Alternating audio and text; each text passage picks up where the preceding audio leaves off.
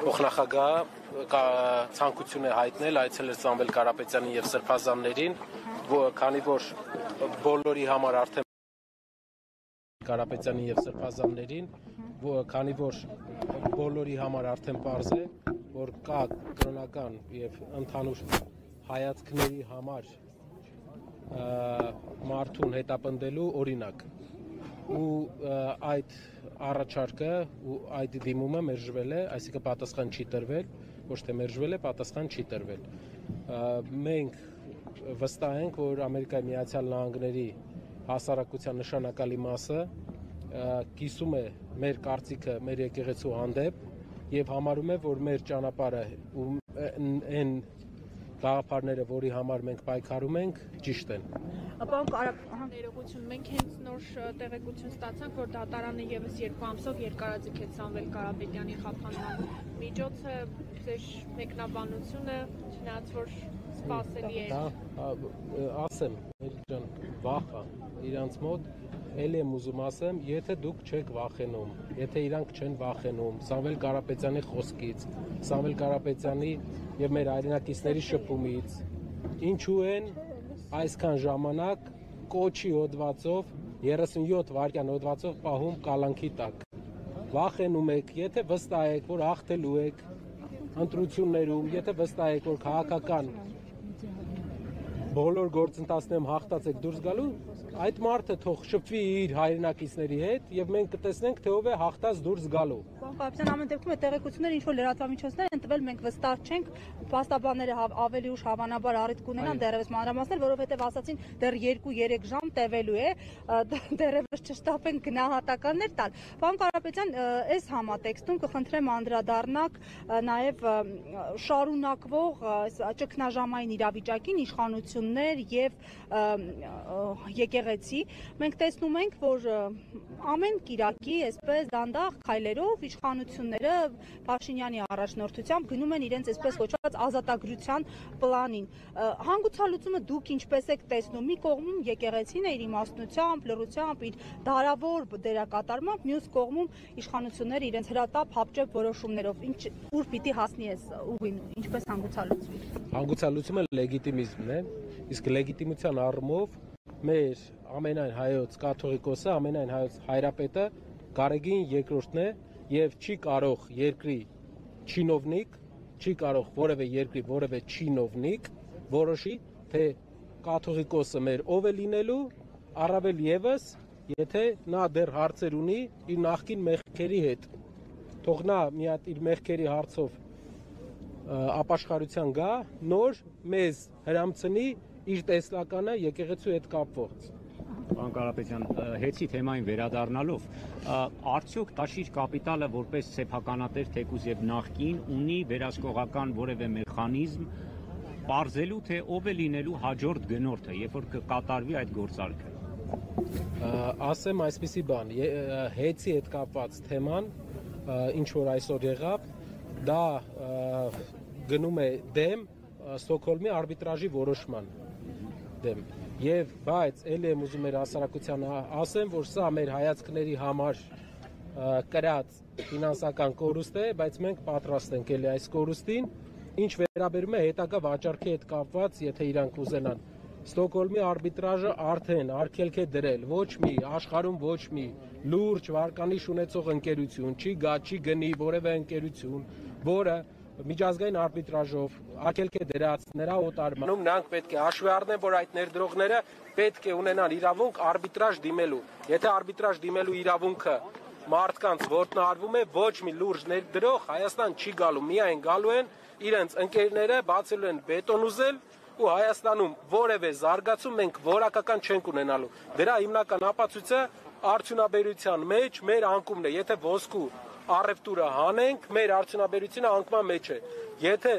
գյուղատնտեսությունը անկման մեջ է, ներդրողներին ոչ մի մոտիվացիա չկա երկրում ներդրում անելու։ Իմ գործընկերները շատ են նշել, անցած տարի Հայաստանում կատարվել է 70 միլիոն դոլարի օտարերկրյա ուղղակի ներդրում։ Խաղաղության գործընթացը դրա համար է ասում է իշխանությունը, կբացվեն ճանապարհները, առևտուր կլինի, բոլորն ուրախ կլինեն եւ երջանիկ։ Շատ լավ։ Իրենց կառավարած Հայաստանում օտարերկրյա ներդրում է 70 միլիոն են, այնտեղ որտեղ իրենց կարծիքով խաղաղություն չկա, Վրաստանում 1.9 միլիարդ դոլար է։ Դե կասեն այնա թուրքական ներդրումներն են Վրաստանում, Աջարիայի բացումի Ոչ, հիմնականում եվրոպական ներդրումներն են, ամենամեծ ներդրումները, չինական, եվրոպական ներդրումներն են, իսկ եվրոպացիք ինչ են գնահատում, հոլանդական շատ մեծ հատված կա, ինչ են գնահատում օրինականություն, որը չեն տեսնում Հայաստանում մենք այս պահին 70 միլիոն թե 1.9 միլիարդ, հարգելի հայրենակիցներ, պետական պարտքով, եթե ձեր մոտ ասֆալտ են անում, ել եմ ուզում կրկնեմ, եթե ձեր տների կողքը ասֆալտ են անում պետական պարտքով, դա չի նշանակում, որ մենք ունենալու ենք լավ կյանք ապագայում։ Դա պարտք է, որ հետագայում դուք ձեր արկերով պետքա փակեք։ Մեզ, մեր երկրին պետք են աշխատատեղեր, պետք է նորմալ կյանք, պետք է ներդրումներ։ Ներդրումների համար էլ պետք է օրինական միջավայր, որ ներդրողը իմանա պաշտպանված է իր ներդրումը։ Այսպիսով, եթե հեծը գնորդ չունեցավ, ինչի սպասենք,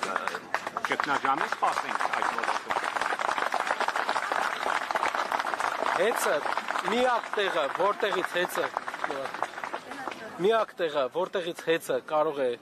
ինչ-որ գնորդ իրեն գտնեն, կամ ինչ-որ ընկերություն է, որը փուչ ընկերություն է, կամ ինչ-որ երկրների, որոնց համար հետաքրքիր չէ որևէ միջազգային ներդրման ֆոն, իրենց կողմից այսպես կոչված ազդեցության գործիք հանդիսացող ընկերություններն են, որ ուրիշ երկրների ազդեցության գործիք հանդիսացող ընկերություններ են, բայց ես չեմ տեսնում որևէ լուրջ կառույց, որպեսզի ձեր հարցին պատասխանեմ, լուրջ կառույց, որը ներդրում կանի Հայաստանում եւ կգնի այնպիսի ընկերություն, որը արբիտրաժով դեռ թույլ տված չի նրա վաճառքը։ Պարոն Կարապետյան, նայեք, այս օրերին բարձրաստիճան տարբեր պաշտոնյաներ հանդիպեցին Հայաստանում դիվանագիտական ներկայացուցիչների հետ, դեսպաններ եւ այլն։ Դուք այս օրերին առիթներ ունեցել եք զրուցել, գուցե արձանագրություններ, ռիփորտներ ուղարկել այդ դեսպանատներին, կոնկրետ Սամվել Կարապետյանին առնչվող դրվագով եւ այնտեղ համատեքստով իրենց սրբազանների եւ այլն, եւ եթե այո, ինչ արձագանքներ են եղել, արդյոք միջազգային հանրությունը, Հայաստանում միջազգային տարբեր դերակատարները կարող են, այսպես ասած, ճնշում գործադրել, ազդեցություն ունենալ իշխանությունների որոշումների վրա։ Մեր երկիրը իզոլացված չի ապրում, մեր երկիրը համաշխարհային ընդհանուր ճարտարապետության մաս է եւ չենք կարող հաշվի չառնել համաշխարհային գաղափարական կենտրոնների կարծիքները։ Դուք գիտեք, որ մի քանի օր առաջ Անգլիայի, Մեծ Բրիտանիայի պարլամենտում մեծ միջոցառում էր տեղի ունեցել, որտեղ հետապնդում էր անվանվել Սամվել Կարապետյանի եւ arczepiskopos-ների հանդեպ տեղի ունեցածը։ Կներեք։ Ու նաեւ գնահատական էր տրվել, որ Հայաստանը թեքվում է դեպի ավտորիտարիզմ։ Դա մենք չենք ասում, դա Մեծ Բրիտանիայի պարլամենտում տեղի ունեցող քննարկման արդյունք է։ Չէ, նորմալ է։ Ինչ է սա վկայում։ Ժամանակի ընթացքում այս ալիքը կուժեղանա եւ մենք կտեսնենք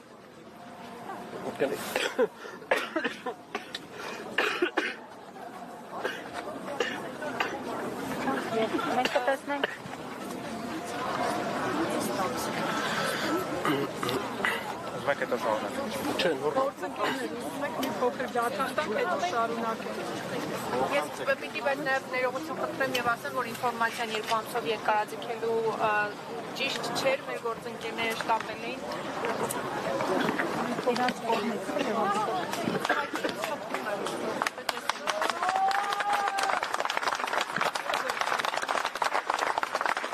Հարգելի հետևողներ, Նարեկ Կարապետյանը մի փոքր վատառող չէ, այդ հանգամանքով պայմանավորված հավանաբար հարցազրույցը կշարունակենք ավելի ուշ։ Այս ընթացքում նշեմ, որ մեզ հետ զրույցում օրակարգային մի շարք հարցերի անդրադարձավ հեծի առնչվող որոշմանը, խաղաղության այսպես կոչված գործընթացներին, Հայաստանում տեղի ունեցող տարբեր հետապնդումներին եւ այլն եւ այսօր խարսա, չգիտեմ, երկրորդ անգամ ոչինչ կարևորը ավարտին ենք հասցնում։ Պարոն Կարապետյան, նաև ամփոփելով ղազախական եւ ռուսական ծորենի հետ կապված հաշվի առնելով նաև ձեր մասնագիտացումը տնտեսագետ եք, կասեք, այս դիվերսիֆիկացիայի թե ոչ, թե դիվերսիֆիկացիայի, այսպես ասած, ուղղակի ծածկույթ է ասեմ դիվերսիֆիկացիան, մատակարարման դիվերսիֆիկացիան շատ լավ լուր է Հայաստանի համար։ Մենք կարող ենք ներմուծել ղազախական ծորեն, կարող ենք ներմուծել նավթ ուրիշ երկրից։ Ուրիշ երկիրը բայց էլի Ռուսաստանն է, Ռուսաստանի Դաշնությունն։ Հա,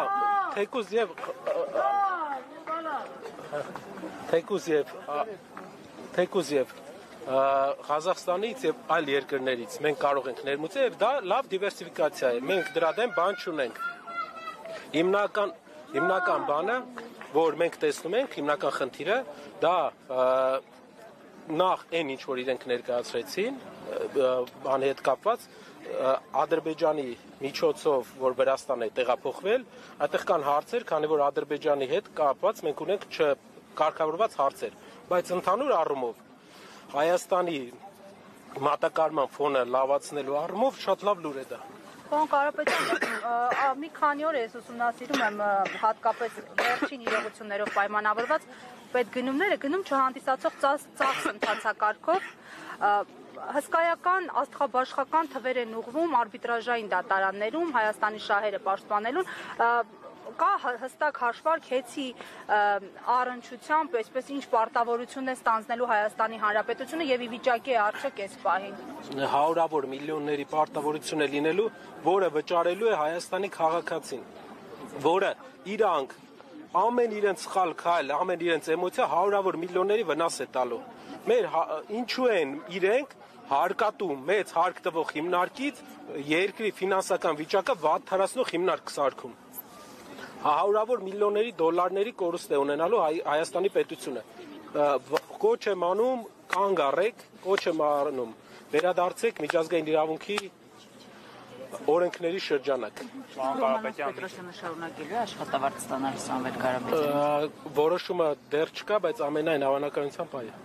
2026 թվականի ցույցները սա երևի չէ 7 ամիս ամեն ավելի քիչ ժամանակ ձեր մարզային այցելությունները շարունակվում են արդյոք մեր ձևով շարժման եւ հավաքներից մեկի ժամանակ ազգային արտադրության ծառայության շենքի մոտ չեմ սխալվում պաշտպանները հայտարարեցին որ Սամվել Կարապետյանը որոշել է հենց ինքը ստանձնել ծառայության նախարարի պաշտոնը ես ուզում եմ նաեւ այսօր Նիկոլ Փաշինյանը գրառում էր կատարել շնորհավոր Լեչմիածներին ասել էր որ այս ընտրությունը իրենց հաղթանակը 26 թվականի համապետական ընտրությունների հնչյուն նախերգանքն է։ Ես ուզում եմ հասկանալ ձեր այցերը, նախքանց այդ շփումները եւ ուժերը, ոնց է։ Նախ կուզենայի կարևոր բան ասել, որ Էջմիածնի հետ կապված, քանի որ բոլորի համար այսօր դա ամենահետաքրքրող թեմաներից է,